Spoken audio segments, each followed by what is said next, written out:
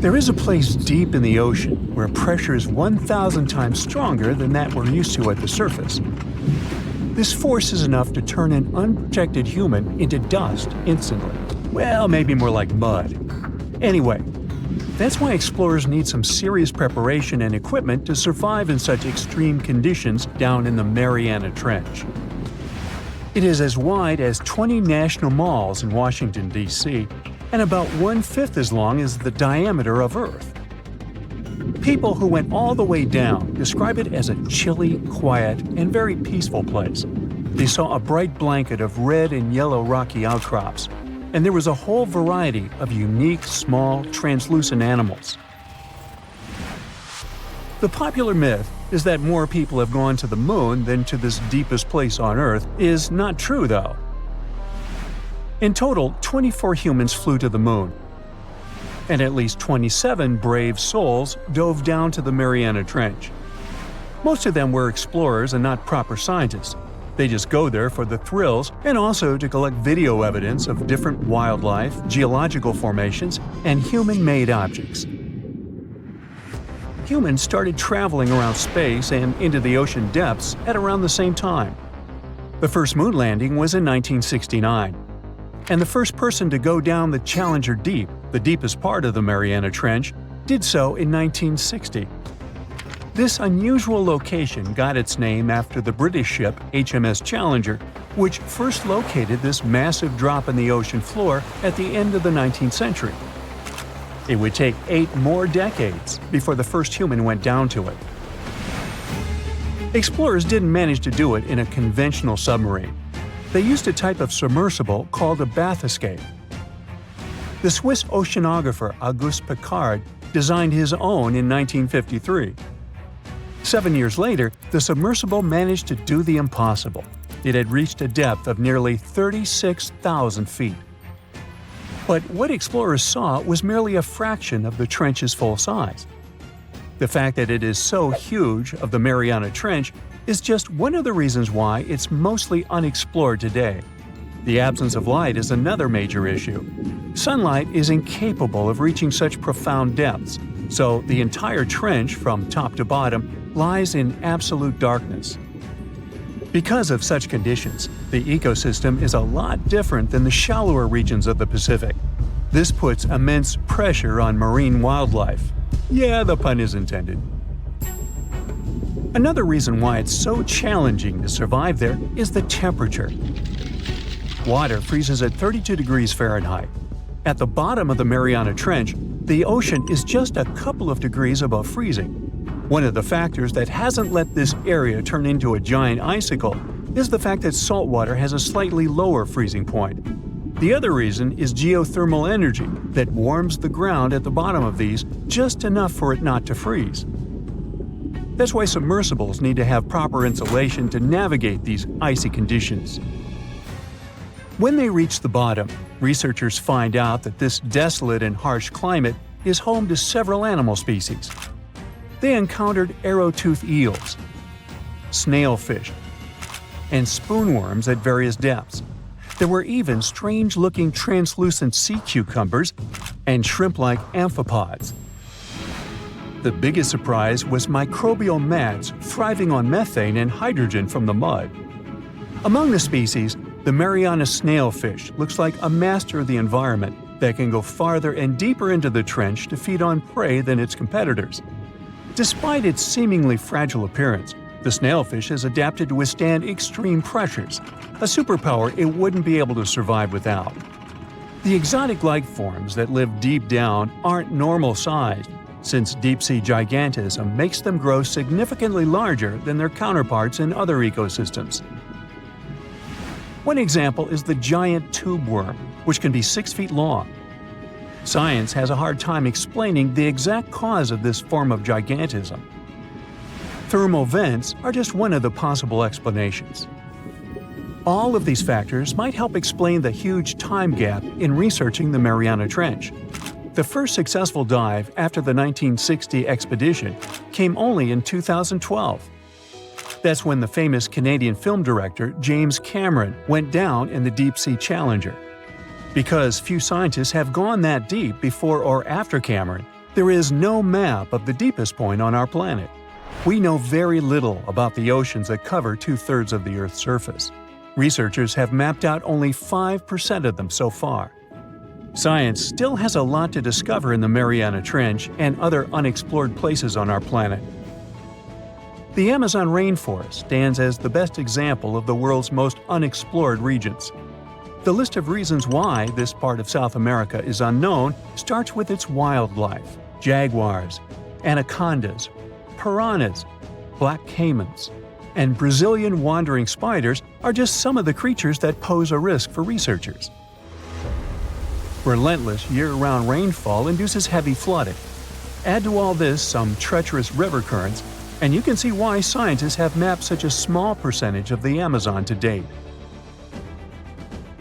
In just one region of Brazil, near Peru, there are at least 14 tribes that have never had contact with the outside world. The national authorities intend to keep it that way. Isolation of these indigenous people is the best way to protect their future. The same goes for a remote island in the Indian Ocean. After the tragic tsunami of 2004, helicopters flew over North Sentinel Island to make sure its inhabitants were alive and well. Meanwhile, the Sentinelese weren't thrilled. They took up bows and arrows to drive away the unwanted visitors.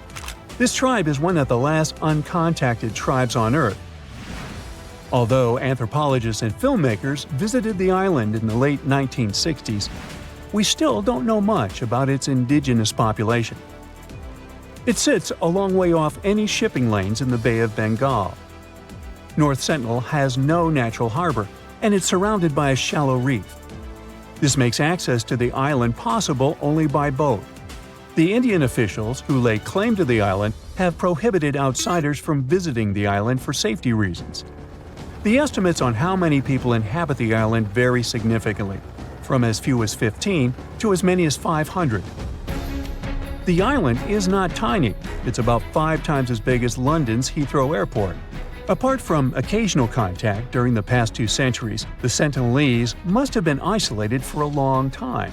They are related to other indigenous groups in the Andaman Islands, but their neighbors cannot understand a word of their language. The continent of Antarctica has no permanent human settlements at all. The only people who periodically live there are international scientists. This vast expanse of ice and snow, roughly the size of the United States and Mexico combined, still has many regions where humans haven't set foot. Satellite imagery and photos that NASA's aircraft made from the air have mapped out the entire continent. So we know where to go, but it's not that easy. The reason for this are all the adjectives that go with Antarctica. It is the coldest, windiest, driest, and brightest of the 7 continents. This makes it virtually unlivable. More than 99% of its surface is covered with a permanent sheet of ice. Its thickness ranges from 1 mile to as many as 3 miles in some places. That's half the height of Mount Everest. Now, the Himalayan range contains the world's tallest unclimbed mountain. It is also the tallest mountain in Bhutan. In the local language, the mountain's name translates as White Peak of the 3 spiritual brothers. Out of respect for the spiritual beliefs of the local population, national authorities restricted and then completely banned mountaineering at the beginning of the 21st century. To this day, there is no evidence that any climber has ever managed to successfully reach the summit of this mysterious mountain.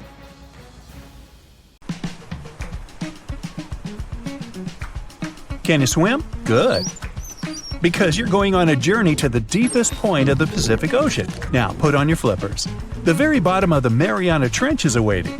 Now get in the water. Really, come on. All right. 1 foot underwater. That's the depth you can swim with no special gear like a mask. Hey look, must be some tourists. Or whales. 10 feet underwater. That's a little deeper than the public pools and beaches around the United States. You can see colorful fish and even phytoplankton that feed on the sun's rays. 26 feet down. This is the depth at which the foundations of the floating city of Venice in Italy stand. Builders laid columns at that depth on which they later built houses and streets. 30 feet underwater. You start to feel a lot of pressure. When you're on the surface, you're under atmospheric pressure, 15 pounds per square inch. But here, at 30 feet, that pressure is doubled. All the air pockets in your body, like your lungs or ears, begin to compress from this pressure, giving you discomfort. But no worries, your organs are soft and elastic, so you can keep diving. 40 feet underwater. Oops, you're running out of air. An average person can hold their breath for 30 to 90 seconds. The current record is an incredible 24 minutes and 37 seconds. Gasp. Okay, you'll need some diving equipment to continue your descent. There you go. Thank you very much. Tourists dive to this depth to look at reefs and corals. You don't need special skills for that, but you can't dive any deeper without training or a license. 45 feet down. Be careful. There's sharks swimming here looking for food, like you. Sometimes tourists descend to this depth in a safe cage to see the sharks up close. You're better off staying away from these predators and not attracting their attention. So make sure you're not wearing any bright and shiny jewelry. Sharks love that kind of thing. 62 feet underwater. You could see the Aquarius Reef Base Lab in Florida at this depth, if you were in Florida. It's really an entire building with rooms for exploring the seafloor, accessible through a hatch. 105 feet down. You see a strange bell hanging from a chain. People used to use these things for deep diving about 400 years ago. They'd lower a bell on chains with divers inside from a ship. There was enough air inside the bell for them to breathe. That way, they could explore sunken ships with treasures. 140 feet. At this depth, you could find an entire sunken city in Qiandao Lake, China. You can still see streets, houses, and temples there. 330 feet. Whoa! You almost hit a huge blue whale. How could you miss it? These guys, the size of 2 train cars, usually dive to that depth. Shh! Let's listen to them sing for a while. It's beautiful. Now, let's keep going. 660 feet. This is where most of the ocean life ends. Sun rays hardly penetrate any deeper into the water. Everything below are unusual fish like this angler. They have such an unusual appearance because they have to adapt to the high pressure here. 702 feet underwater. This is the last mark where you'd see a human without diving equipment. This man holds the title of the deepest man on Earth, and he's the only one who has managed to get to this depth. The water pressure on his body here was 20 times greater than that on the surface. 985 feet. Ooh, what was that sound? Whoa, that's a submarine. That's the maximum depth they can dive to. Some of them can reach speeds of 26 miles per hour. Fun fact, an ostrich can run twice as fast, but she can't swim. 1,090 feet. Say bye to this scuba diver. You won't see them any deeper than this. The world record was set in the Red Sea. It only took the diver 12 minutes to reach this depth, but it took him a whole 15 hours to return to the surface to avoid decompression sickness. So now you get an atmospheric deep diving suit. It's completely sealed, and you won't feel the insane water pressure on your body in it. 1,454 feet. If you stuck the Empire State Building in the water, its tip would be here, and all the carpet inside of it would be wet. 2,300 feet down. The water pressure here is 70 times greater than on the surface. The flexible plastic parts of your suit can't withstand that kind of pressure. So here's some urgent delivery. It's an ultra-deep submersible. Now you can continue your dive all the way down. 2,717 feet. Here you'd see the tip of the tallest building on Earth, the Burj Khalifa. Alright, who's sinking all the tall buildings around here? 5,387 feet. This is the depth of one of the oldest and deepest lakes in the world, Lake Baikal. Its area is slightly larger than the entire country of Belgium. 8,040 feet. That's the record depth the Perdido oil platform reaches in the Gulf of Mexico, and its above-water part with 3 decks is almost as high as the Eiffel Tower. 11,962 feet. This is the average depth of the Atlantic Ocean. You can see a huge tube as wide as a giraffe's neck, and it just seems to be endless. True, this cable connected Europe and North America and used to serve for telegraph communications. 12,303 feet underwater. Suddenly, in the darkness, you see the outline of a ship. No way! That's the Titanic itself.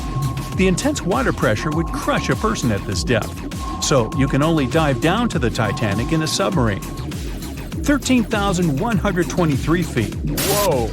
Here would be the end of the deepest mine in the world, Imponen Gold Mine in Africa. But you still have deeper places to go. Let's speed up. 20,000 feet. Here you can see the deepest debris of an old ship. The USS Johnson sank more than 70 years ago. You can still clearly see the number 557 on its bow. 26,200 feet. Here, in this total darkness, you'll find the deepest fish in the world, the Mariana snailfish. They're as long as a domestic kitten and have almost transparent skin. Their eyes are poorly developed for vision because the sunlight never reaches this deep. 29,030 feet. If you take Mount Everest, flip it over, and stick it into the Marianas Trench, this is exactly where you'd see its tip. Even though this is the highest point on our planet, you'd still have a lot deeper to go. 35,755 feet down. Here, in the Challenger Deep, you'd still see life. You'd need a microscope for that, though. Bacteria living here feed on organic molecules, similar to oil. A little deeper? Congrats! You've touched the bottom. It's 36,070 feet deep. The pressure here is 1,071 times higher than on the surface. But you're not the first person to have been here. One of the last expeditions to the bottom of the Mariana Trench was in 2012. An American filmmaker descended here in a submarine he designed himself. But the pressure broke some of the engines, so it was hard for him to maneuver here. The sonar was also damaged, and some of the batteries drained. He was in the Challenger Deep for about 3 hours and took many pictures and videos. If you look closely at the bottom itself, you can see bubbles. It's carbon dioxide and liquid sulfur.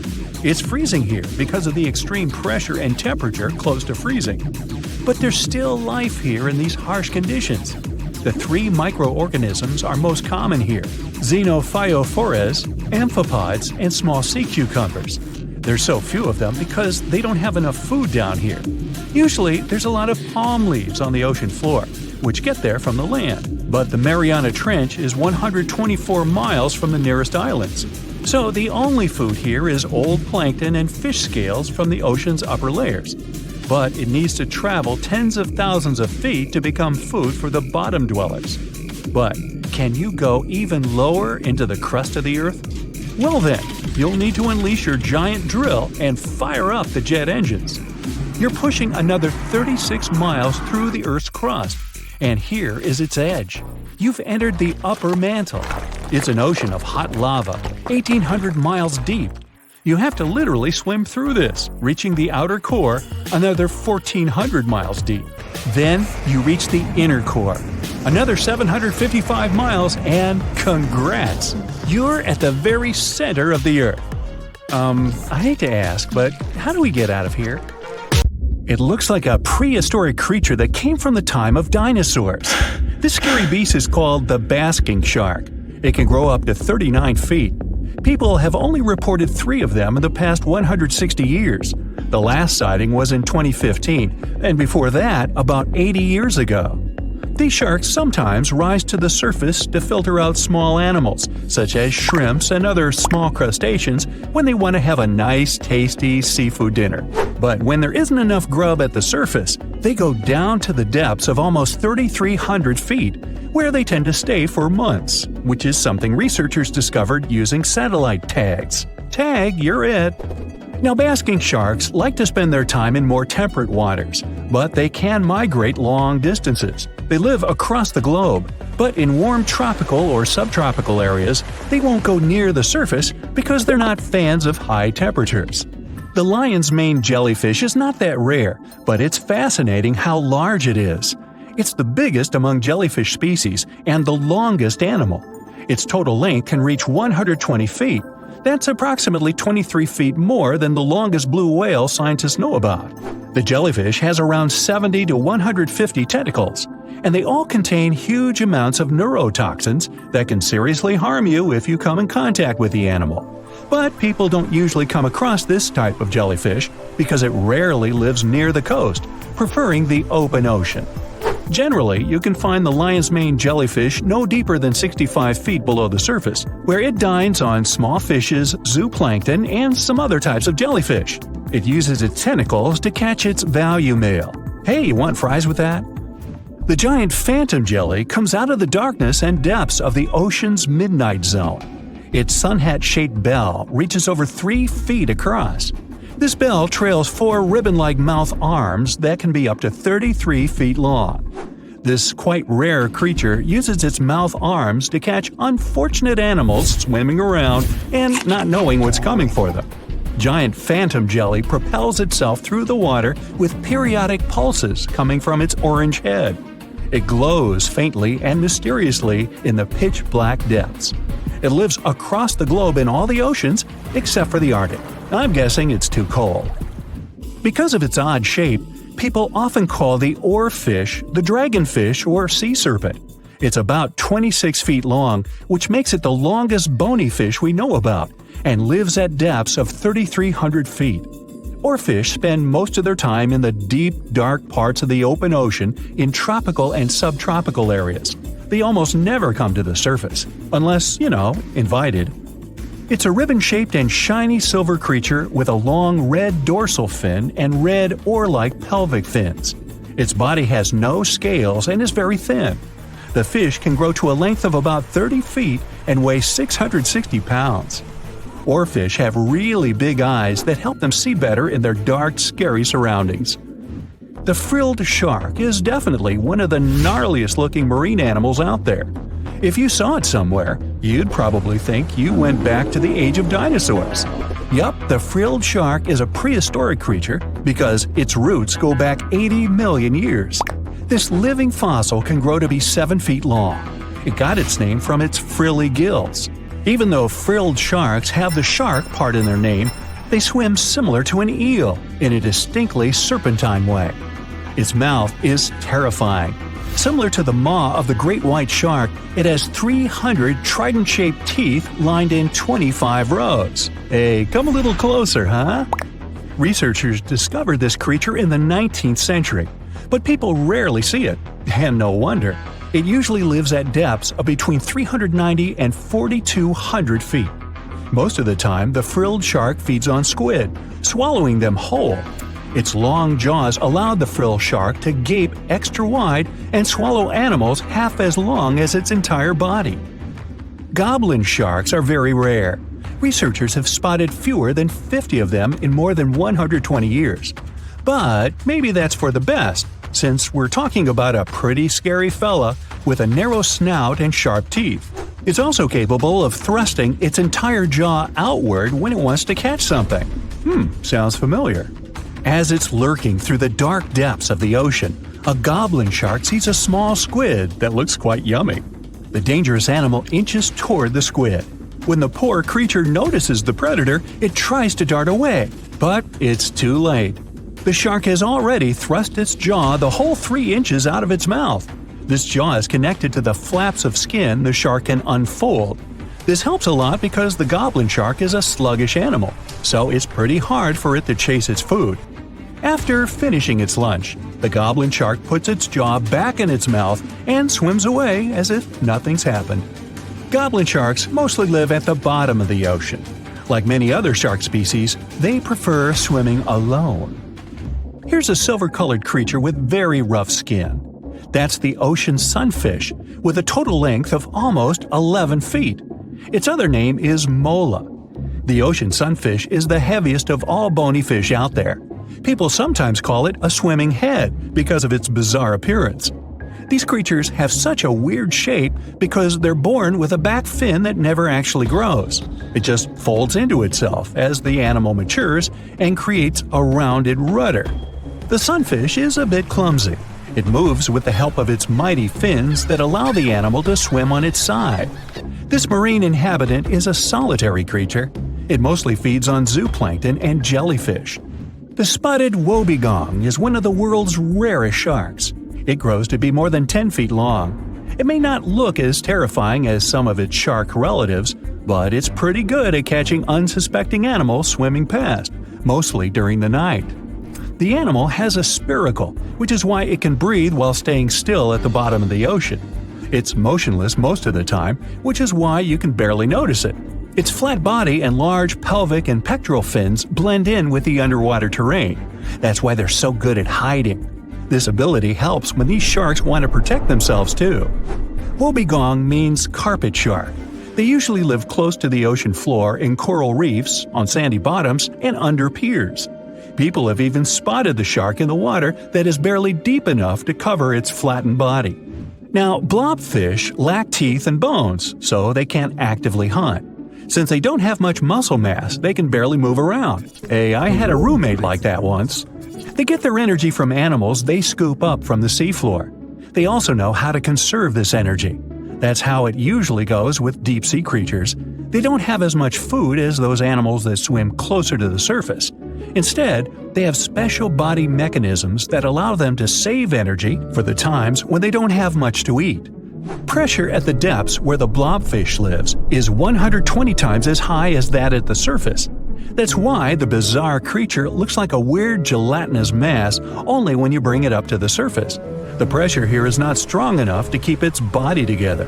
Hey, breaking up is hard to do. The white margin stargazer could compete with the blobfish for the title of the ugliest animal in the sea, don't you think? Now, this animal has eyes on the top of its head, together with an upward-facing mouth which the creature uses to hide itself in the sand. That's where it spends most of its time, with only its eyes protruding from the sand. It chills this way until some small animal passes by. It can lunge at its target incredibly quickly, literally within milliseconds. This creates a vacuum in the water that pulls in a crab, fish, or some other small, unfortunate animal. Another tactic involves venom. This fish has a venomous spine in its shoulder blade that helps with catching other animals and defending itself against enemies. Even though it's not related to the electric eel, the white margin stargazer can generate an electric shock as powerful as 50 volts. Ow! 450 million years ago, no, I wasn't around then, the sea level was higher, coral reefs started to form, the climate on our planet was stable and warm, not even dinosaurs were around yet. The time when bony and jawed fish we know as sharks appeared. They've been dominating the oceans and making other marine creatures flee in fear ever since. Many of them, like great white sharks, have evolved and adjusted to life in the open ocean as hunters with a pretty high position in the food chain. They're less diverse today than before. One of the reasons is the asteroid strike from the age of dinosaurs. After it reduced the number of shark species, only smaller and deep-water kinds that ate primarily fish survived. They started getting bigger over time. Near the surface, sharks such as makos or great white ones develop faster movements and are somewhat between gray and blue to blend in with their surroundings. The epaulet shark can even walk on the land. It can't take a walk on the beach because it can't breathe outside of the water, but it lives on coral flats in shallow tropical waters, so it can walk in kind of a crawling motion. But deep down below, there are mysterious, alien-looking, often huge shark species that didn't come to the surface, which is why they didn't need to adjust to the new environment and different conditions. They haven't changed a lot through time, so they're some living fossils. These creatures mostly don't have 5 gill slits, the most common number, but 6 or 7. It's because there's less oxygen the deeper you go in the ocean, so they need more gill slits. Sharks on the surface evolved to have fewer gill slits. 6-gill sharks are the most primitive sharks we have today. Their skeletons are like those of ancient extinct sharks, and they can survive only in very deep waters. Like cats, sharks have a layer of reflective cells placed inside their eyes, which helps them see better in the dark, deep sea or cloudy waters. Sharks on the surface have big eyes because they evolved to hunt in the sunlight, so they tend to rely on their vision. Those that live in shallow waters have small eyes, so they can protect themselves from the sand. Like some other deep-sea creatures, 6-gill sharks also have bigger eyes to take in as much light as possible. They have more light-sensing rods, but don't distinguish colors that well. In the ocean's twilight zone, with the minimum of sunlight, there's a couple of bioluminescent shark species. They don't take in light within their eyes, but produce or re-emit it with their bodies. Their skin or organs have specialized cells that produce a soft blue-green light. Deep-sea creatures that produce their own light do that to attract their prey, deter animals from going after them, or, scientists think, communicate with each other. It can even help them to camouflage. They do it by hiding their silhouettes from animals going after them. They produce enough light to match their surroundings. The biggest luminous underwater creature is the kitefin shark, found swimming 980 feet below sea level, preying on groundfish or smaller sharks. It can grow almost 6 feet long and lives 3,200 feet below sea level. Deep-sea sharks are also bigger than those on the surface. The Greenland shark can grow up to 24 feet long, bigger than a great white. There's a thing called deep-sea gigantism. Creatures in nutrient-poor depths of the ocean grow bigger because, that way, they lose less energy as heat. The Greenland shark lives its life in slow motion. It has a slow metabolism and can go very long periods without food. With their slow pace, they evolved to live up to 500 years at depths of 7,200 feet.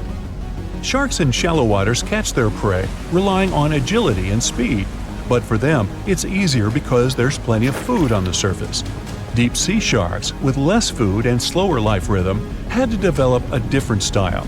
They're more opportunistic, definitely not picky, and don't care if their future meal is alive or not. Frilled shark, another living fossil from the darkest depths, hasn't evolved much through time, and they're one of the last of their kind, with all of their relatives already gone extinct. It grows up to 7 feet long, primarily hunts on squid, and catches other sharks and fish. It looks like a dinosaur, a snake-like face, a long, smooth, thin body that moves in a serpentine way. It can propel itself with the power of its tail and curl like snakes. They don't swim in a straight line like other sharks. Cookie-cutter shark grows up to 20 inches. It got the name because of the way it feeds, biting off small pieces. It's a parasite creature, which means it feeds off bigger animals but leaves them alive. They have sharp teeth and sometimes even swallow those that fall off on purpose. Some researchers think it could be because they live in the depths that are nutrient poor. If they swallow the teeth, they could recycle calcium and other material from it. Prickly shark is a rare and unusual creature with many thorn-like denticles and 2 small dorsal fins. It lives mostly in the depths of the Pacific region up to 1,900 feet. Ghost sharks are not even real sharks, but fish closely related to them and rays. They have big pectoral and pelvic fins, 2 dorsal fins, pretty big eyes, and unlike their cousins, have a single external gill opening. Ghost sharks have slender tails and can grow up to 80 inches, silver to blackish color. They sometimes live in rivers and coastal waters, but also in the depths of the ocean of 8,200 feet or even deeper. They are pretty weak swimmers, so they tend to feed on invertebrates and small fish. Goblin sharks. Swimming through the deep sea, this creepy shark with a flabby body suddenly sees a small, innocent squid. It goes toward it, but the potential snack notices it and quickly starts moving to dart away. It seems like the plan could work at first, but then the shark suddenly thrusts the jaw of its mouth and catches the poor little squid in a second. After the meal is finished, the animal simply fits the jaw back into the mouth and goes away as if nothing happened. This is possible because it has a jaw connected to 3-inch-long flaps of skin, which is why it can unfold from the snout. It can grow up to 12 feet long with a weight of 460 pounds. Scientists think goblin sharks are mostly active in the morning and evening. The shark has a long, prominent snout and specific sensing organs on it. It uses them to sense electrical fields in the dark oceanic depths. Seven-gill shark is a big cow shark, brown to silver-gray on top, white underneath, black and white spots, with a thick body, a small dorsal fin, and a wide, blunt snout. It can grow up to 10 feet long, mostly lives in the depth of 1,870 feet, but you can also find it in deep channels and bays.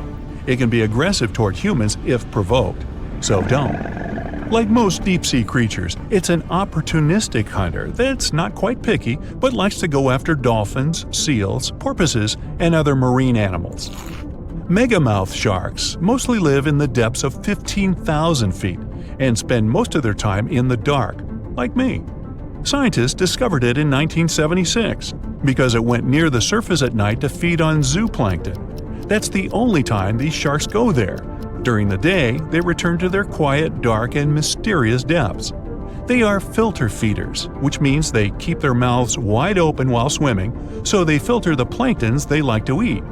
There are organs that produce light inside of their mouths, which attracts potential prey, such as pelagic crustaceans. These sharks live in the deep parts of the ocean, but you can rarely find them below almost 2 miles. Scientists think some other, stronger bony fishes outcompeted them.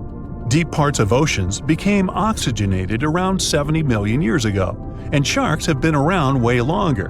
But bony fishes adjusted and adapted efficient ways to use oxygen, while sharks were slow with adaptations, so they lost. Also, oceanic depths are way colder, which is challenging for fish and the rest of cold-blooded animals because the speed of their metabolism widely depends upon the external temperature. Texas is home to some of the oddest, creepiest, and most unusual animals you've ever heard of. It might come as a surprise, but this state is full of creatures you'll hardly see in other places. So, let's have a look at the most amazing ones. This truly beautiful bright blue creature is called the blue sea dragon. Despite such an imposing name, the critter is actually tiny. Usually no bigger than a grape. You may find it on the beach or floating beside you in the water. Now, you need to remember one thing. However pretty this little slug may look, never ever touch it. One tourist spotted a few of these pretty dragons on the shore of Mustang Island. He scooped one of the creatures up.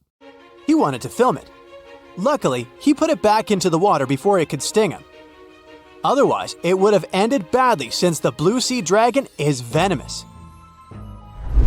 Despite their tiny size, their sting can pack a punch, all because of their diet. Their favorite dish is the Portuguese man-o-war, a jellyfish that has enough venom to paralyze small fish and crustaceans. The blue dragons first use mucus to neutralize the jellyfish's infamous stinging cells, and then they steal these cells from the man-o-war's tentacles and store and concentrate them within their own tissues. Then they release these stinging cells on contact, which makes their own sting more powerful, even worse than that of the man-o-war itself. These awesome creatures are also extremely sneaky. Even though their appearance is bright, to say the least, they're well-known masters of disguise. You see that vibrant blue coloring is actually on their bellies, and when they float on their backs, they simply blend with the water. As for their backs, they're gray to camouflage these animals on the seafloor. Now, how about a funny fact? A group of tiny dragons floating together is called a blue fleet. And another fact, blue dragons normally lay a string of around 16 eggs, and it takes them 3 days or so to hatch into larvae. Blue sea dragons rarely make it to the shore. They're soft-bodied, so when the animals finally get through the surf zone and are deposited on the shore, they're already broken apart. And still, watch out! Even in this case, the venom in their bodies doesn't dissipate. But of course, blue sea dragons aren't the only unusual animals inhabiting Texas.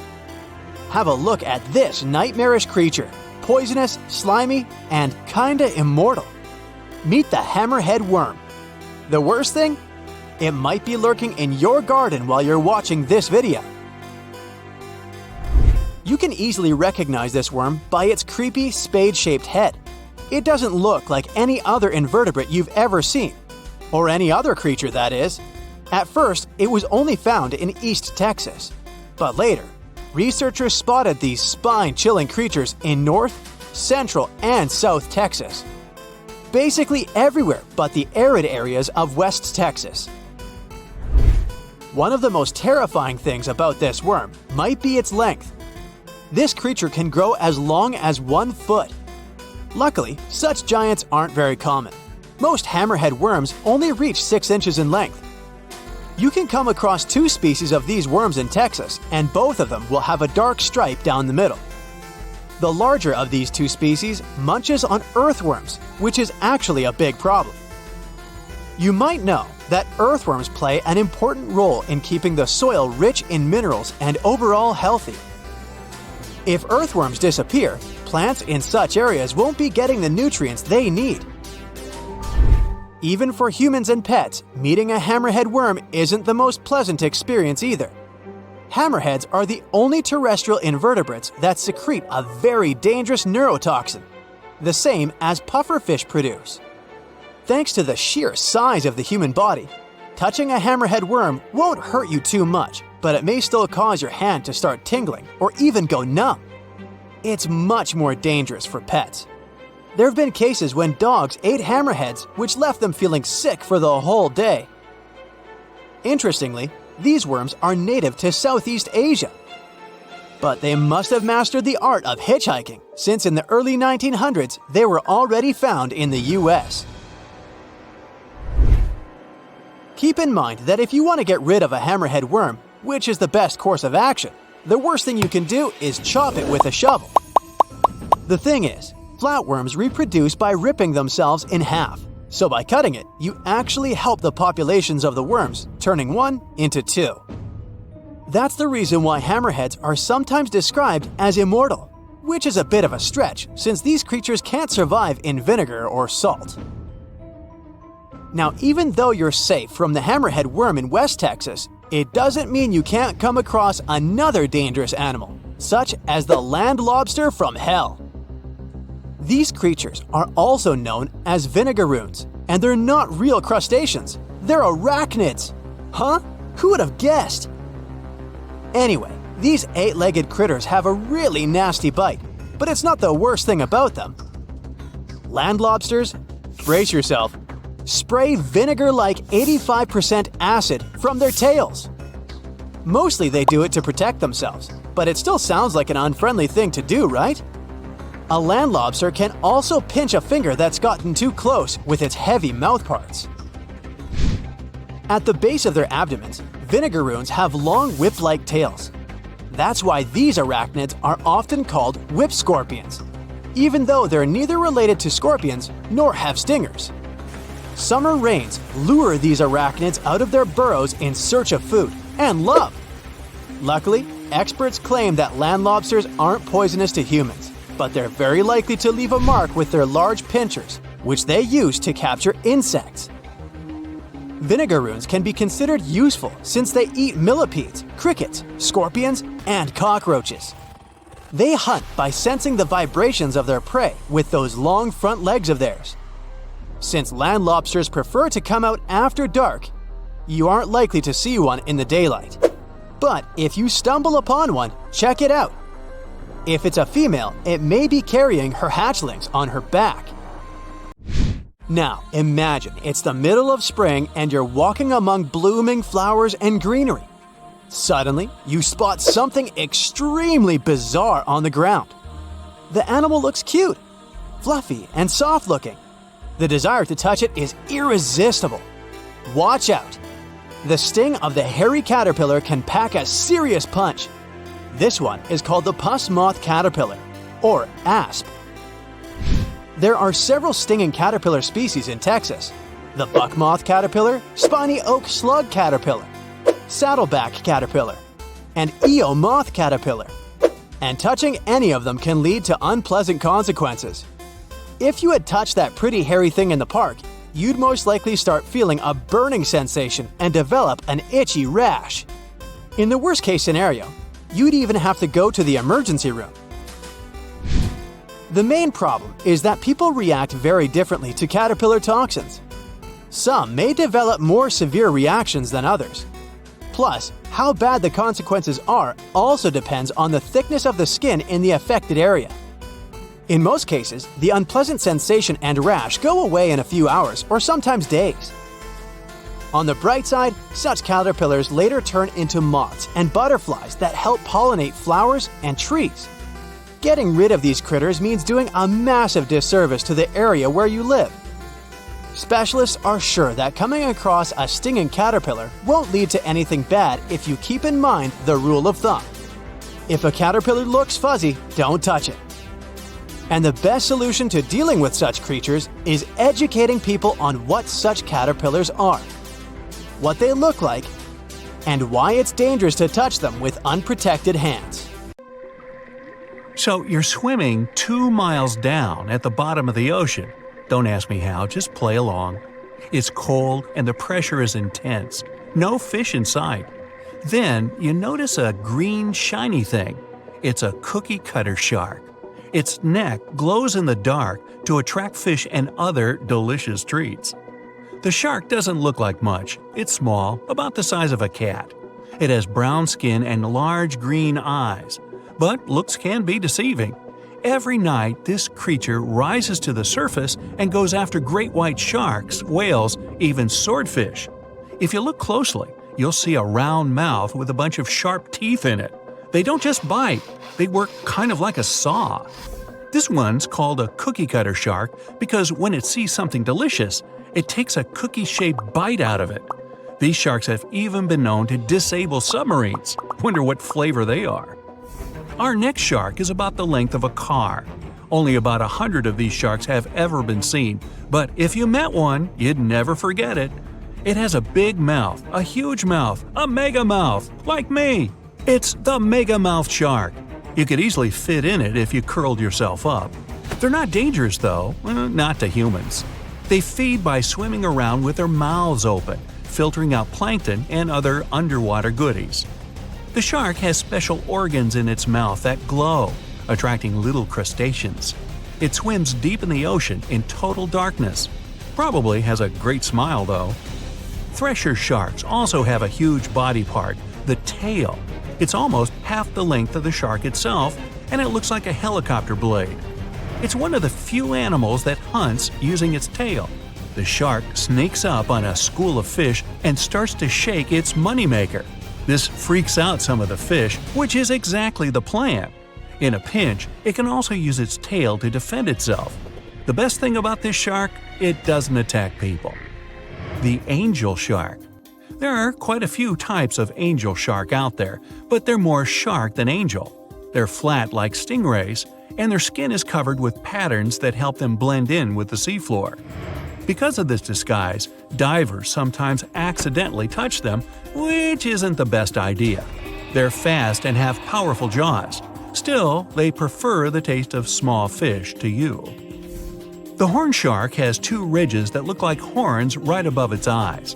It's definitely the grandpa of the shark world. Not aggressive, swims pretty slowly, and is up late almost every night. Its 2 favorite meals, sea urchins and crustaceans. It moves its fin on the seafloor almost as if it had paws. But don't underestimate this guy. It has one of the strongest bites of any shark.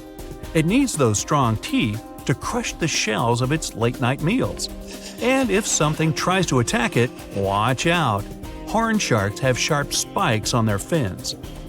The award for the ugliest shark goes to the goblin shark, and it's not even close. From the outside, it already looks kinda weird and is about the size of a pink underwater motorbike. It has a long tail and a seriously long nose. It lives way down in the depths of the ocean and loves to eat squid. It's not as fast as its relatives, but it's way more sneaky. It has a secret squid catching technique which is totally wild. The shark swims behind the squid. It's catching up, getting closer and closer, but the squid isn't slowing down, no way. It looks like the poor goblin shark won't have any lunch today. Then it opens its mouth. Its jaw is attached to folds of skin that mean it can literally throw its jaw out of its mouth. And it's a shark, so those teeth are sharp. That extra reach helps it grab its lunch, and when the meal's over, it pops its jaw back in its mouth. These sharks have been seen many times off the coast of Japan. They're actually named after the goblins in Japanese myths and fairy tales. There's only one thing out there cooler than a ninja shark. It's the ninja lantern shark. Imagine there's a tube you can slide down that takes you to the bottom of the ocean. It's too dark, you can't see anything. Suddenly, a glowing dot, moving around in the distance. It's coming closer, shooting towards you. It's a blue, glowing head. Worse, it looks like this head doesn't have a body attached to it. The ninja lantern shark has black skin, so it's almost invisible in the dark. It's only the size of a human arm, but its small, sharp teeth are no joke. No one really knows why this shark glows. Maybe to attract tasty fish? Another theory out there is that it uses this light to communicate with its friends. It has friends? The hammerhead shark. These ferocious sharks can weigh up to half a ton. They live in tropical waters all over the world, and they're one of the most recognizable sharks out there. Their eyes really are located on the sides of their hammerhead. This means they can see in almost all directions. They even have special neck muscles to lift their head up and down just to see that little bit better. Their favorite food? Stingrays. You know, those flat things that swim along the seafloor, camouflaged to look like sand and bits of rock. Stingrays get by blending in with their surroundings. Danger mostly just swims by.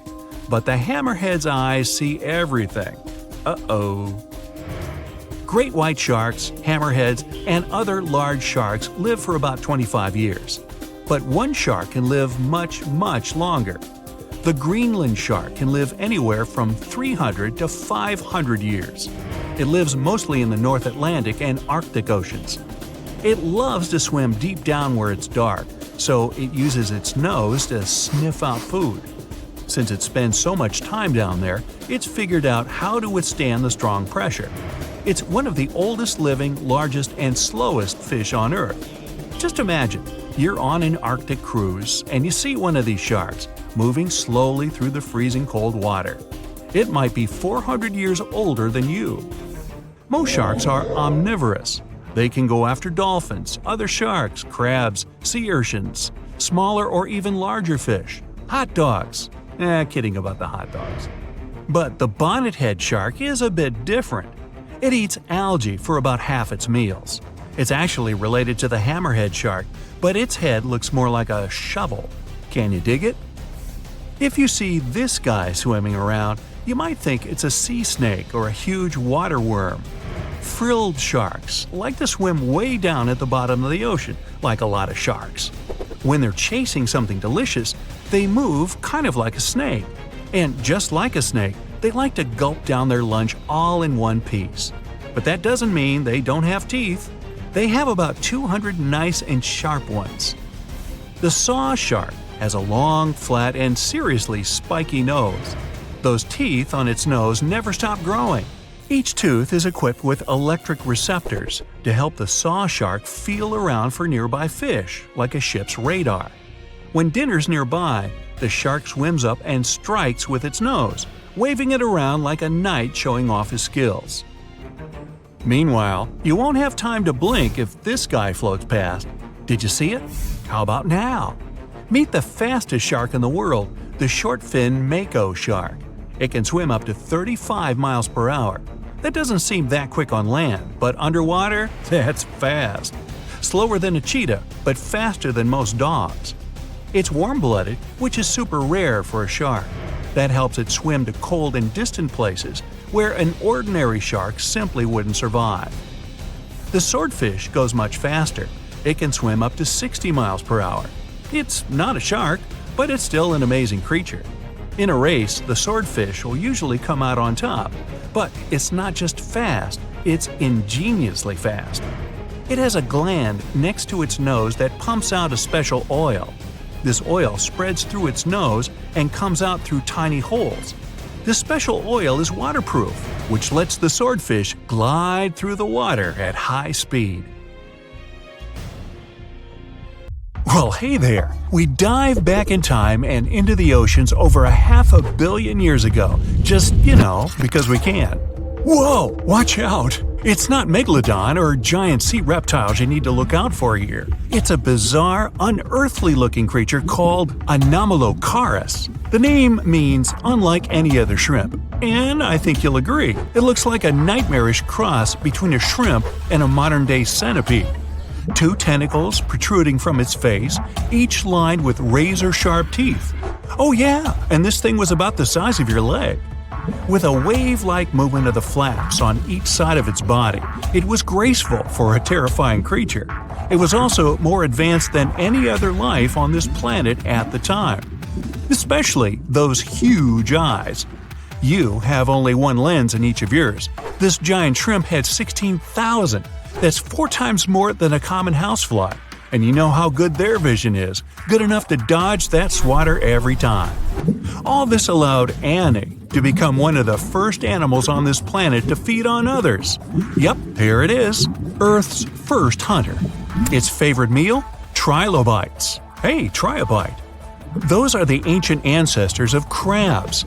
Some of their fossils have marks on them in the same shape as the monster shrimp's mouthparts. Terrors of the past like this got to be so giant thanks to more oxygen in the atmosphere. A perfect example of this, Meganeuropsis. Imagine a dragonfly. Now make it as big as a cat, and with a wingspan longer than your arm.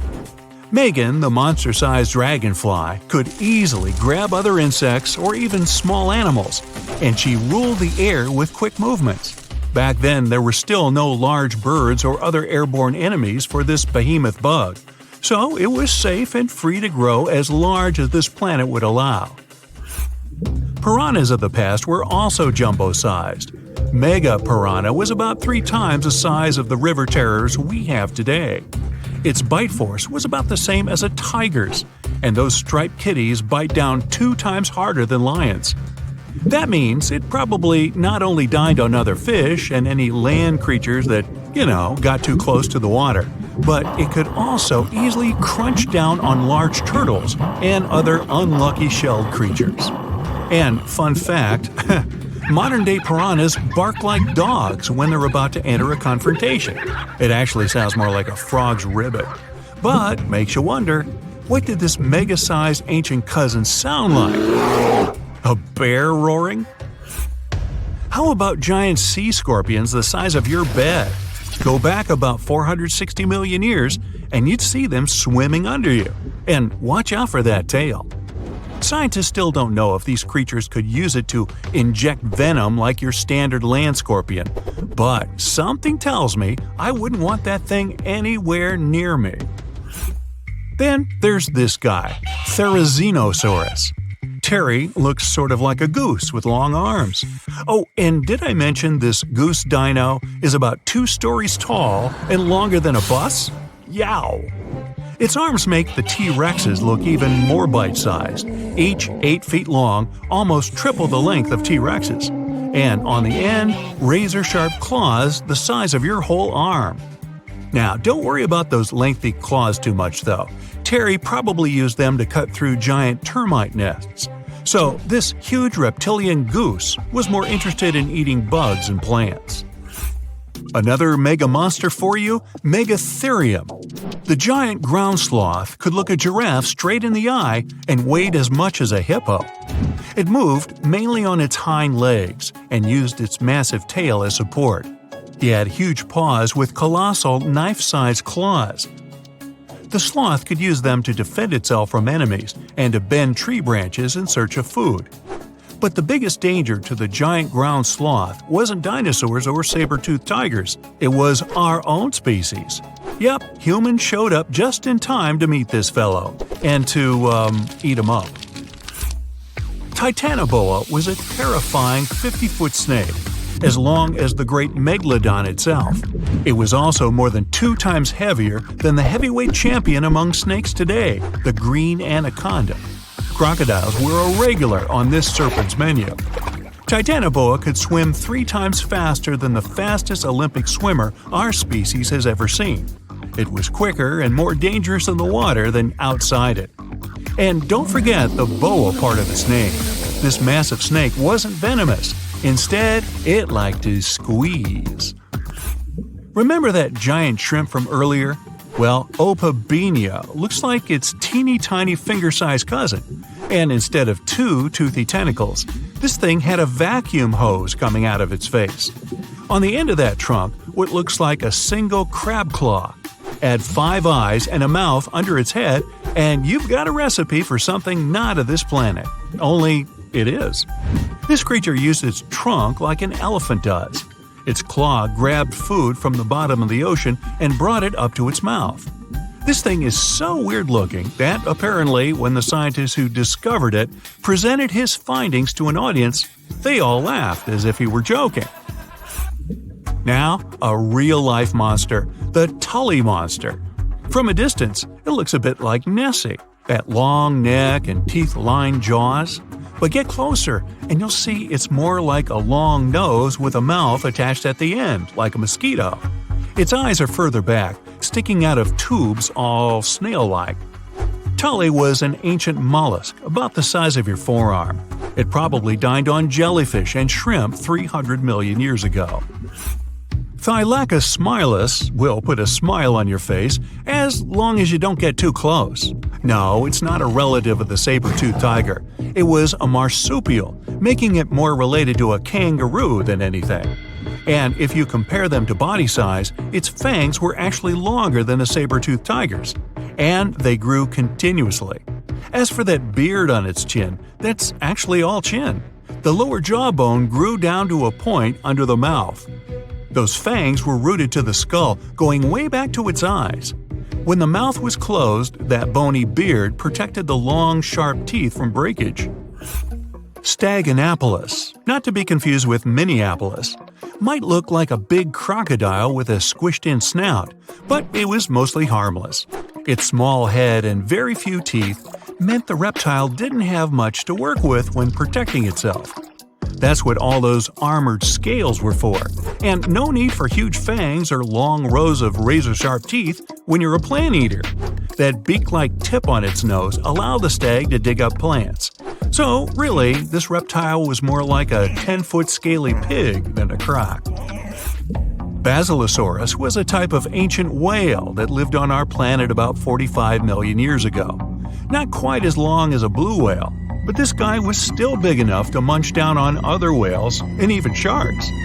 Some people believe these monsters could still exist today. Eyewitnesses claim to have seen a giant sea dragon, and Basilosaurus fits the description. Plus, 90% of our oceans are unexplored. There's plenty of space to hide a sea monster. But scientists haven't found any fossils of this ancient whale younger than 3.7 million years. So, this myth is busted. Stegosaurus is one of the most recognizable dinosaurs that ever lived. It can easily be distinguished by those huge spikes on its tail and the bony plates on its back. It was twice as long as a giraffe and nearly 5 times heavier. But compared to its body size, it had the world's smallest brain. It was no larger than a dog's. Pelagornis had the largest wingspan of any bird ever discovered. It was twice the size of the largest bird today, the wandering albatross. Such huge wings made it hard for the bird to take off. It could only do so by jumping off cliffs. And when it finally spread its wings, this giant could only go about 40 miles per hour. The fastest bird today can reach speeds 5 times that. The stonefish. Stonefish aren't going to win any beauty contests, unless the pageant is for best rock look-alike. Their tiny unreflective eyes and rough skin blend in perfectly with their environment. A large head, an even bigger mouth, and a home full of, it's rocks. And just because you're on the beach doesn't mean you're safe. Stonefish can survive for 24 hours out of the water. Stepping on one, or even handling one, won't be that fun. Their dorsal fin spines have extremely strong venom. It shoots out when they get stepped on, and it can lead to paralysis or even heart failure. You'll need help fast. No wonder they're one of the most dangerous creatures in the water, or anywhere. Be careful when scrambling around rocky areas. They love to play hide and seek. The deep-sea dragonfish. If there were a prize for the most hideous fish in the ocean, the deep-sea dragonfish would win. With slimy, scaleless skin, massive teeth, and a face only a mother could love, this bad boy of the sea is nothing to mess with. It likes to swim between 700 feet and 6,000 feet below the surface of the ocean, where the waters are the darkest and coldest. Along with some other creatures on this list, the deep-sea dragonfish relies on its bioluminescent body parts to catch prey. It also uses its hanging appendage, which boasts a little red light on the end, coming out from its lower jaw. Many fish mistake this little light for prey, luring them right into the jaws of the deep-sea dragonfish. Very clever dragonfish, very clever indeed. The fangtooth. The Mariana Trench is an underwater trench with a depth of 35,000 feet, nearly 7 miles below the ocean's surface. Let that sink in. While scientists know the Mariana Trench exists, it's one of the least explored places on Earth. It's also the deepest area of Earth's oceans. And although many creatures down there probably haven't even been seen by humans yet, scientists have had the creepy pleasure of getting to know the fangtooth. The fangtooth fish shamelessly lives up to its name. Just look at that thing. The fangtooth is carnivorous and feeds on just about anything it can find that gets caught in its sharp-toothed mouth. These fish rely on their contact chemoreception to find prey. In other words, they can sense chemical residue that comes off of other living organisms in the deep sea. This is because they don't have any light-producing cells on their bodies, unlike many other deep-sea fish. On top of all that, it's pretty dark down there, so whatever crosses their path, they chomp on. While these guys look pretty scary, they're not a threat to humans. They only grow about 7 inches long. Even so, I wouldn't want to run into one of these things during a relaxing swim in the ocean. The Dunkleosteus. Strangely enough, this prehistoric fish, known as the T-Rex of the seas, had no teeth. Those were replaced with bony plates that allowed it to have the strongest bite among other monsters of its size. The goblin shark. If you thought the movies about sharks were scary, this next deep-sea creature will make you swear off going for dips in the ocean forever. However, it lives 3,000 feet underwater, so you'll never likely see it face to face. The goblin shark looks like a cross between a shark and a creature from your worst nightmare. These sharks boast a protruding sword-like snout with a jaw that juts out to match.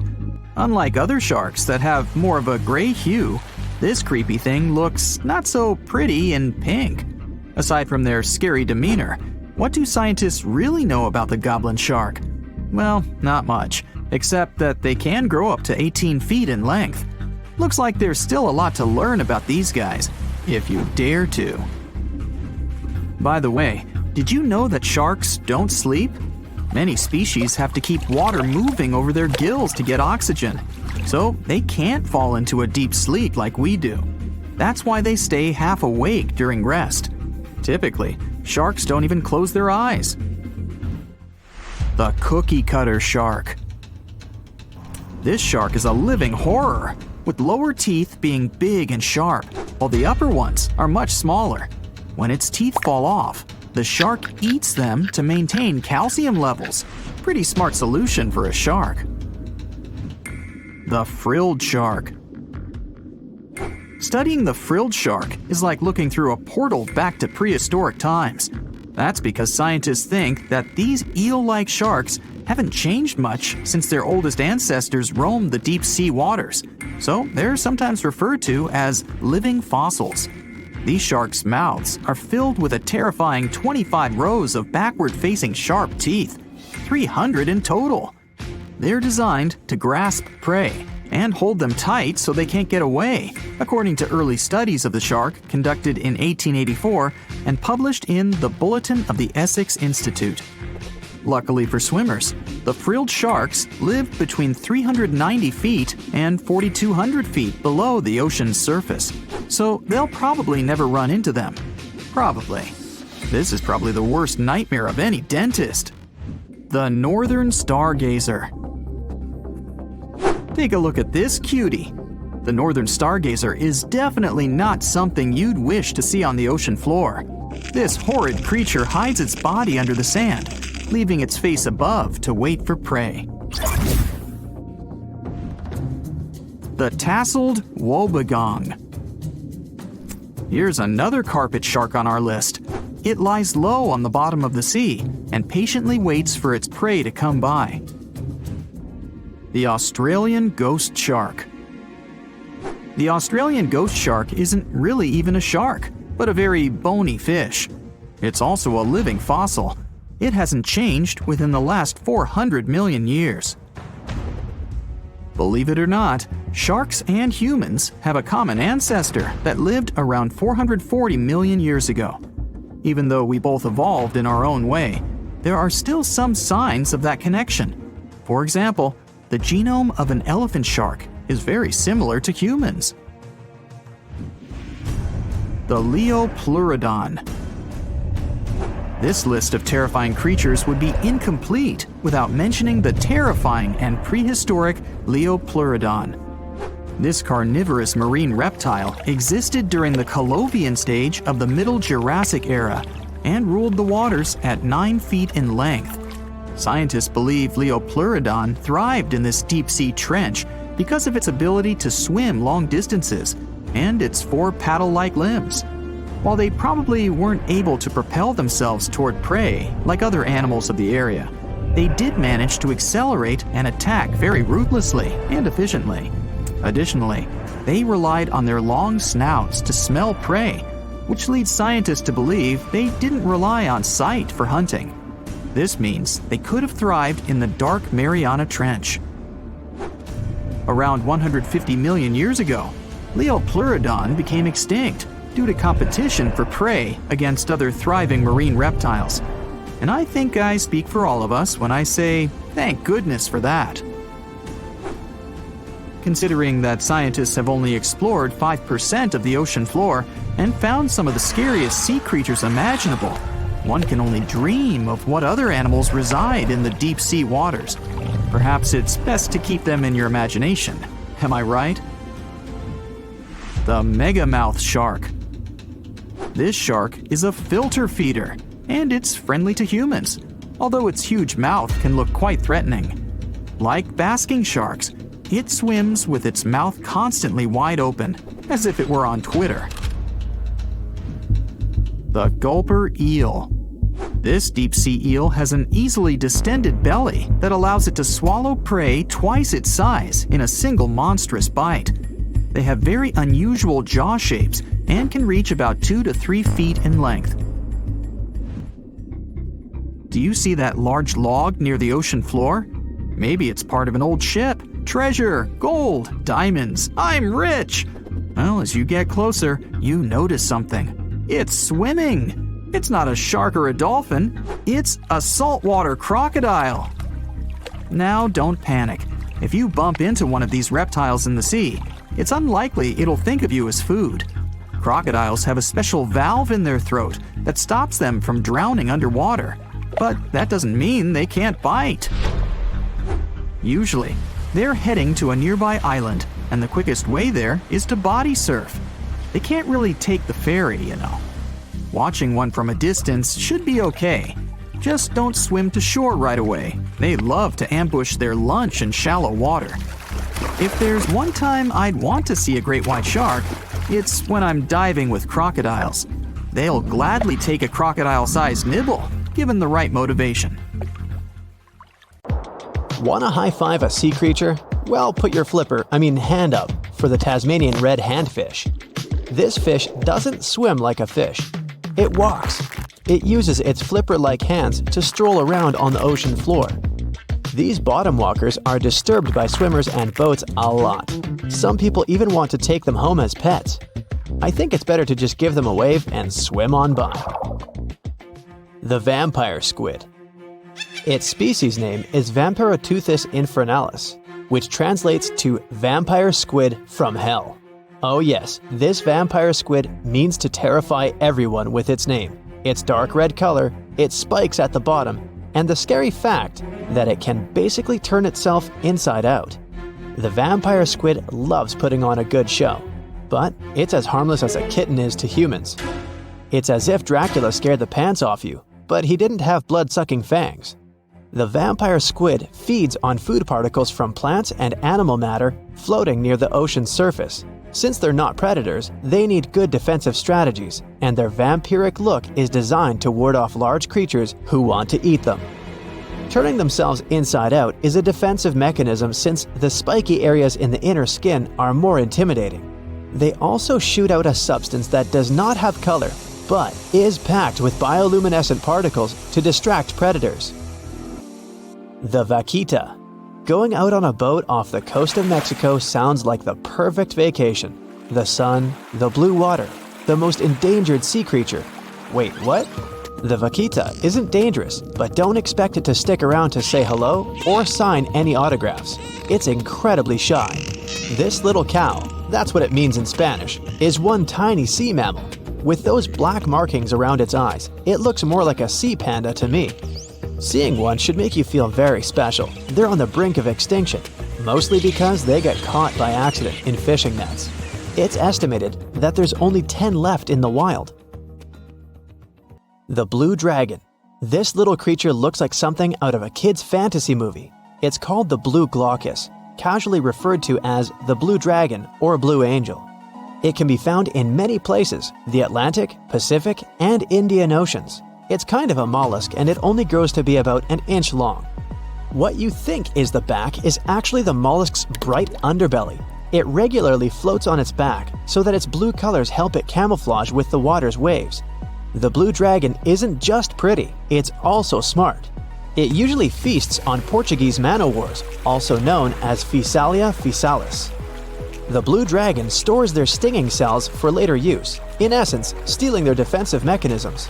When the blue dragon is threatened, it releases those stinging cells it stored, directing them at an enemy to sting them with more power than the Portuguese man-o'-war would have been capable of. As they can store a huge amount of stinging cells, they can be a threat to humans. So, if you find one, don't pick it up. It's best to admire it from a distance. The barrel-eye fish. If you ever wanted to have Superman's X-ray vision, looking at the barrel-eye fish will make you feel like you gained that superpower at some point in your life without even realizing it. The barrel eye has a transparent head, so you can see how their eyes and brain look inside. This magnificent creature lives in the deep sea. This is the lowest level of the ocean, where strange creatures roam in near-freezing temperatures and constant darkness. They're exposed to water's pressure that's almost 1,000 times that of the surface. If the idea of the deep sea sends a shiver down your spine, stay tuned to learn about another of its creatures later on. The barrel-eye fish can be found in the Atlantic, Pacific, and Indian Oceans. You might be wondering, why oh why would a fish have a see-through head? And that would be a fair question. Since the species was discovered in 1939, it was believed that the fish's eyes were set to see straight ahead and couldn't move. So it was assumed that they had tunnel vision. Scientists Bruce Robinson and Kim Reisenbichler from the Monterey Bay Aquarium Research Institute recently discovered that the fish can move its eyes vertically to see through the top of its translucent head, thus noticing if there are predators or prey nearby. The transparent head also allows more light to enter so they can detect prey better. It's believed that the barrel-eye fish eats jellyfish and small fish species. If you dive in the ocean at night, you might be lucky enough to see how orange ball corallomorph blooms in the dark. But make sure to be quick because as soon as you turn on your flashlight to take a good look, it will retract its tubes back into itself. The megalodon. The whale shark isn't the biggest shark known to humans. If the entire shark species were a kingdom, the prehistoric megalodon would be the ruler of the sea. Megalodon roamed the ocean a long time ago. About 15.9 to 2.6 million years back between the early Miocene and late Pliocene eras. While they've long been extinct, people are still amazed to learn about these gigantic sea beasts. Megalodon could reach anywhere between 45 feet to 60 feet in length with jaws more than 6 feet wide. A fossil of a tooth that once belonged to a megalodon measured at 7 inches. Needless to say, I'm pretty stoked that these guys have long been extinct. But there's still some adventurers out there hoping to meet this monster one day. The Dumbo octopus. This adorable creature, or creepy creature, or however you want to see it, is officially called Grimpoteuthis. More casually, it's referred to as the Dumbo octopus, named after the Disney character. Though Dumbo, the elephant, not the octopus, was teased for his big ears, it's highly unlikely that this adorable octopus gets teased by its water neighbors. They are the deepest living octopuses living in the deep sea, and you know how scary that place is. They're only about 8 inches tall and spend their days hovering just above the seafloor eating snails, worms, and other food they find in the current or near ocean vents. There are nearly 17 species of Dumbo octopus, and they all have differences in height, color, and body parts.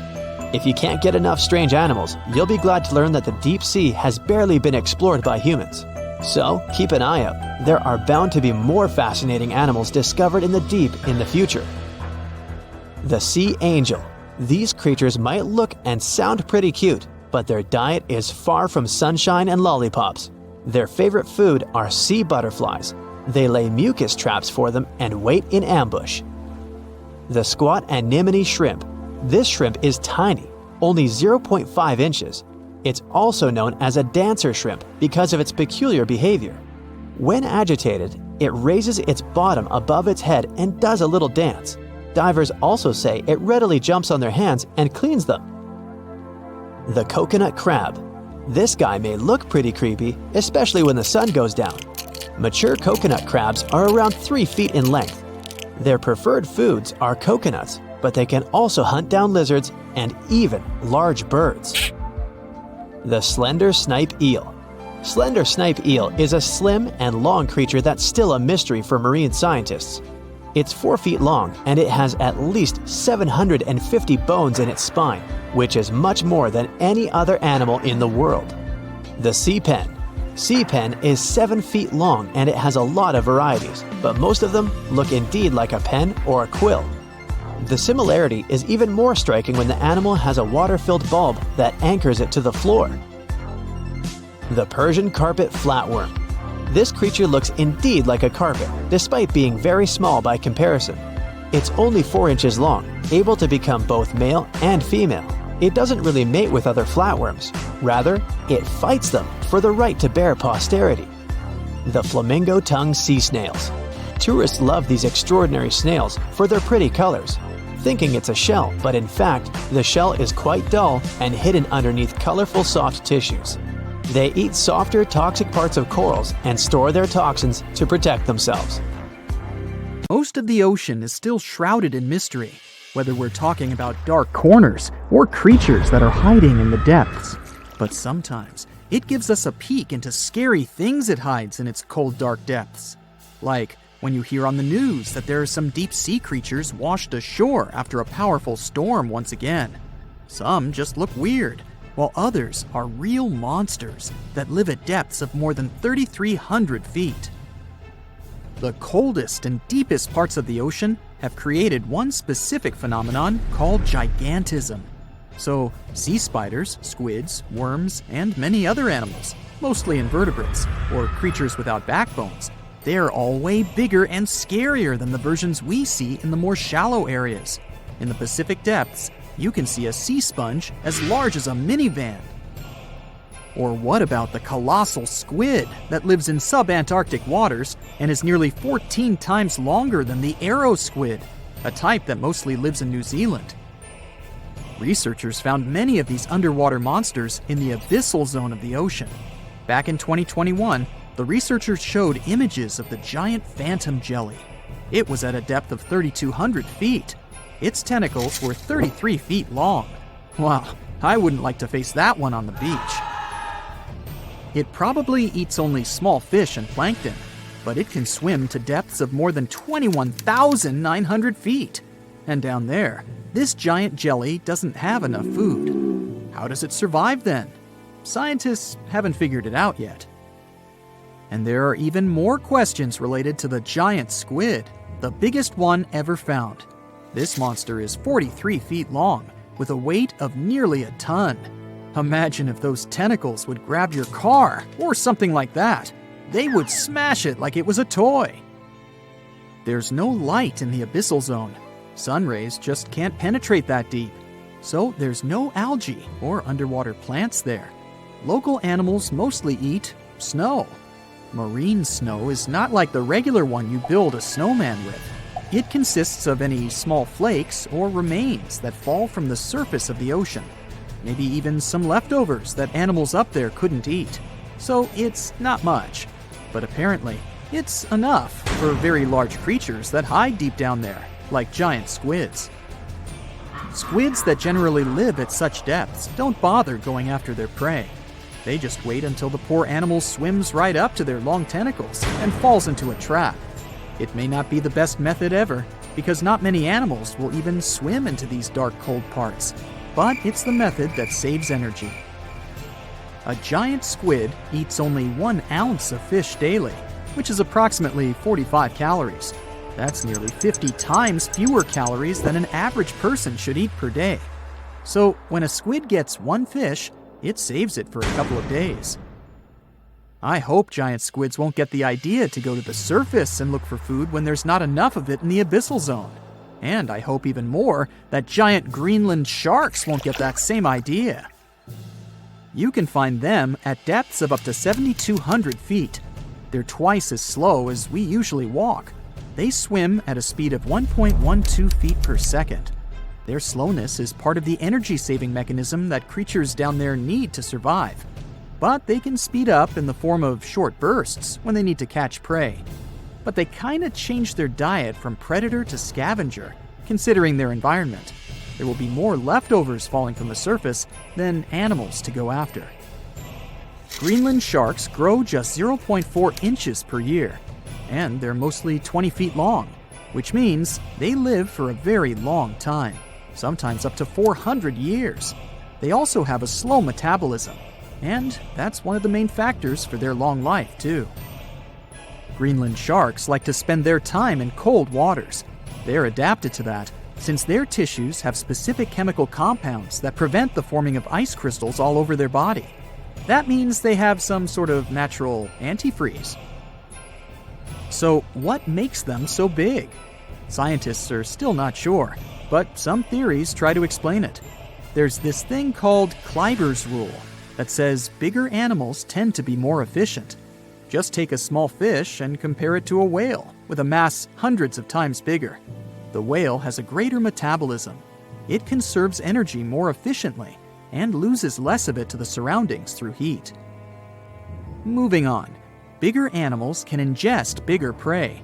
They're more likely to go through tough issues in their environment or defend themselves from predators going after them. Also, the body gets bigger when temperatures are lower. The Greenland shark is a perfect example. So are giant sea spiders. Sea spiders are generally common, and you find some very small ones at 0.04 inches. But in deeper parts of the Antarctic, they become 3-foot-long giants. They grow so big because the cold water has more oxygen. That way, more of it diffuses into the animal's body, and that allows it to grow bigger. Yeah, both as a creature and a nightmare. And how about this giant tube worm? Researchers found it accidentally while they were exploring the mysteries of the Pacific Ocean floor. They stumbled upon unusual hydrothermal vents. Volcanic heat is a thing that gets them going. As water seeps down through faults or cracks in the rock, these vents change their direction. When the water gets out of the vent, it's rich in different minerals and chemicals. Most animals wouldn't survive being around this toxic soup of chemicals, but not these tube worms. They came as a true surprise, because not only are they not bothered by these toxic vents and the almost boiling temperature of the water, but they developed entire ecosystems there. They're unique because they don't need sunlight to survive. Instead, small bacteria are their main source of energy. That bacteria gets their energy directly from these toxic chemicals. So it's not photosynthesis, but a process called chemosynthesis. And these tube worms don't have mouths. These bacteria live inside them. Strange story, huh? Plus, these scary worms reach up to 8 feet. Giant isopods are no better either. They lurk at the depths of the ocean of 1,640 feet or more below, far away from the sunlight, looking like some monstrous wood lice. They spend most of their time on the seabed, hoping to find some food falling from higher levels of the ocean. Check out their small hooked claws at the ends of their legs. Isopods use them to remain more stable while moving around the ocean floor. Since there's no light, they have long antennae that help them feel their way around. These sensory antennas are about half the length of their body. Giant isopods have pretty big eyes compared to their body size too. They can grow over 12 inches from head to tail. And these fellas are really patient. Remember how we said animals down there rarely get food? Sometimes they need to wait for years to get a proper meal. That's why their metabolism is amazingly slow. 5 years later. They can go for 5 years without eating anything. Imagine that. I get hungry just talking about this. In 2006, a biologist did research to compare the differences between the shallows and the deep sea regions. He realized the deep sea mirrors the island rule. First, isolated parts of land develop biodiversity you won't find anywhere else. Second, small-bodied life there grows much bigger when it's isolated, compared to life on large land masses. Resources are limited, but also competition and predators. And we don't know much about these deep-sea creatures.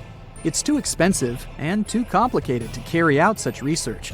So we'll just wait for more raging storms to show us at least part of the monstrous world cold ocean depths hide. Think you know what lurks in the depths of the ocean? While nearly 95% of our oceans haven't been explored yet, it's hard not to let your imagination run wild. But thanks to brave explorers, deep-sea cameras, and awesome archaeologists, we do know about some pretty incredible sea creatures living in our waters today, and millions of years ago. From the 9-foot spider crab to the 60-foot prehistoric megalodon, these sea dwellers come in all shapes and sizes. But let's focus on sea creatures famous for their huge size. Can you guess which living species of whale is the largest? Well, it's not the orca, but that's a good guess. The orca is a toothed whale that can grow to anywhere from 23 feet to 32 feet, which is slightly smaller than a school bus. How about the narwhal? Nope, they're not the biggest either. These unicorns of the sea live mainly in Arctic waters and only grow 13 feet to 20 feet in length, and that's including their 9-foot tusk. Tired of guessing? Okay, I give in. The largest whale that still exists today is the blue whale. At a jaw-dropping 82 feet to 105 feet, the blue whale is not only the biggest whale we know of, but is currently the largest animal to have ever lived on Earth. Seriously. These animals are bigger than a T-Rex, and even the prehistoric megalodon. If you were to put a blue whale next to a school bus, it would look like it could swallow it. Think about that. According to National Geographic, a blue whale's tongue can weigh the same as an elephant. And their hearts can weigh as much as a car. That doesn't even sound possible. It's no wonder these giants need to eat about 4 tons of krill every day. While there aren't too many animals living today that can compete with the blue whale's epic proportions, there is an entirely different species that is a good contender, and it's not quite what you would expect. It's a jellyfish. No, I'm not talking about the little jellyfish that wash up on the shore and ruin a perfectly good day at the beach. I'm referring to the lion's mane jellyfish, the biggest jellyfish around. This invertebrate can grow up to 120 feet long. They also come in different gorgeous colors like red, purple, or even shades of orange. As if their length wasn't impressive, the lion's mane jellyfish boast a whopping 8 sets of 70 to 150 tentacles. That means they can have up to 1,200 in total. And here's the giant oceanic manta ray, the largest type of ray in the world. Their wingspan can be longer than a bus. These guys can reach 30 feet in length. They also have the biggest brain compared to body size among all fish. Unlike their stingray cousins, mantas don't have venomous tails. And while the lion's mane jellyfish and the blue whale are yet to be beaten for the longest sea creature, there is one marine creature that can grow even larger in length. The Portuguese Physalia physalis, tentacles and all, can reach a length of 165 feet long, and that's according to mentalfloss.com. While this thing may look a lot like a jellyfish, it's actually known as a siphonophore, and there are hundreds and sometimes thousands of them that are genetically identical. Their long tentacles help the organism catch prey, and its sting is fatal to most animals, even humans in some cases. What's even creepier is that if one of the tentacles comes off the organism for whatever reason, it can float around the water for days before decomposing. Even if it's detached, this tentacle can still sting you. But don't go running out of the ocean just yet. Your chances of being hurt by a Portuguese Phacelia phasalis sting are pretty slim. However, if you do get stung, the side effects aren't pretty, with welts, stomach cramps, an elevated heart rate, and an upset stomach. While you don't want to go anywhere near these long creatures, they sure are pretty to look at. Check out all those colors. The Shastasaurus is the biggest marine reptile that has ever existed. These predators lived during the late Triassic period, about 210 million years ago. These amazing giants could reach lengths of up to 69 feet and weighed more than 75 tons. This made the Shastasaurus as heavy as a blue whale. And if you could stand this creature up vertically, it'd be as tall as a 7-story building. Despite appearances, the Shastasaurus was actually pretty slim for its size. Its ribcage was only 6 feet across. You'd think that this big guy was chowing down on other dinosaurs, but that's not the case at all. This reptile survived on a diet that consisted of small fish and cephalopods, like octopuses and squids. The Albertonectes is a bright representative of the plesiosaur family, meaning that this marine reptile had a small head on an incredibly long neck and large flipper-like limbs that helped it move through the water. These creatures occupied the seas around North America 76 to 70 million years ago. The length of this sea monster could reach 38 feet, with its neck taking up 23 feet of that length. Its neck was a true record breaker. It had a whopping 76 bones in it. No other animal known to humankind has had so many vertebrae in its neck. Scientists aren't sure why they needed such a lengthy neck. They might have used it to collect shellfish off the seabed, or perhaps it helped them capture their main prey, fish and squids. This aquatic reptile also had gastroliths in its stomachs. Some of them were as big as 5.5 inches in diameter. The Tylosaurus belonged to the Mosasaur family. It dominated the shallow seas of North America about 85 to 80 million years ago. This was an enormous predator, with the biggest representatives reaching 45 feet in length. It had a narrow hydrodynamic body with a blunt, powerful head that the animal used to ram and stun its prey. Its body was equipped with agile flippers and a long tail decorated with a maneuverable fin. The Tylosaurus was a carnivore, and its diet included not only fish, turtles, and small sharks, but also other mosasaurs, plesiosaurs, and flightless birds. Meet Ophthalmosaurus. This prehistoric reptile thrived during the late Jurassic period and lived in oceans all over the world. Ophthalmosaurus weighed somewhere around 6,000 pounds and grew to approximately 16 feet long, according to newdinosaurs.com. That's about the same length as the beluga whale that exists today. It's too bad these guys went extinct before we had a chance to see them ourselves, as their cartoonish wide eyes and dolphin-like features are pretty darn cute. Of course, the Ophthalmosaurus evolved over time to become ophthalmologists, or eye doctors that we know today.